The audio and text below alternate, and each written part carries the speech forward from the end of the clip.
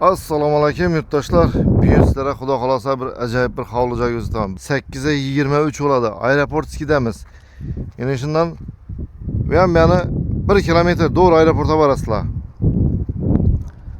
Ko'na aeroport yo'li deydilar, lekin asfalt qilib zakon etib qo'yibdilar. Endi bu yerga bundan ham girsangizlar bo'ladi.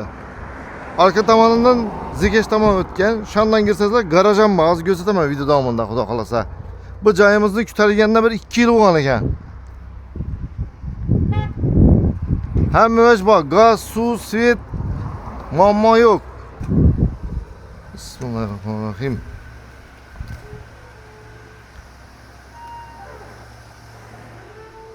Prixoshkamiz bo'ladi bu.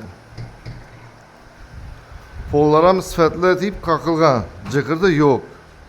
Sırası zal. Zal eni bo'yinchaman do'stim. Bilmaysanmi yodda?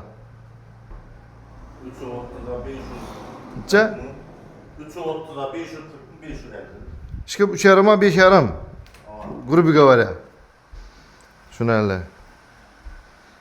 Birimiz spalniye kichkina. Bir 3'e 4 badı. Yanımızda bir ham spalniye detskiy komnata desek ham bo'ladi, ha? Yaxshi. 3 xona, 4 xonasi bormi? 3 spalni bir zal var. Aha. Birimiz samozer, ha? Mhm. Birimiz de ariston turibdi. Birimiz kuxnya. Kuxnyamiz ham keng. Kotel bu yanda turibdi yana. Ya aytganimdek, arka tomonda yana garaj. Ustini bosasizlar, chiroyli bir garaj bo'ladi. Polni bosib bir buni pishiradigan taxlasazlar ham bo'ladi.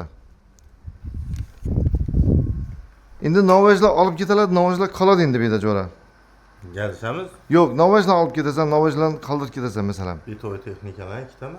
Bitoy texnikalar olib ketiladi, mebel qoladi. Bo'ldi, tushunarli. Endi bahosini eshitinglar. Bahosi 700 million. 4 xonali kvartira desak ham bo'ladi. Endi собственный joy bu. 4 xonali kvartiralarni hozir bilasa, bahosini otasini bahosini aytib qo'yibdilar. Lekin siz собственный joy olasizlar kvartirani pulini. 700 million aytiladi, ustunda bir ozgina bir hadi chekalashadigan bor. Savollar bo'lsa, o'ygasan telefon urasiz, telefondan menga aytib ber. 93'lik 743 43 33. Videoni pastdan ham qoldiramiz telefon nomerlarini. Bemalol murojaat qilaverasizlar.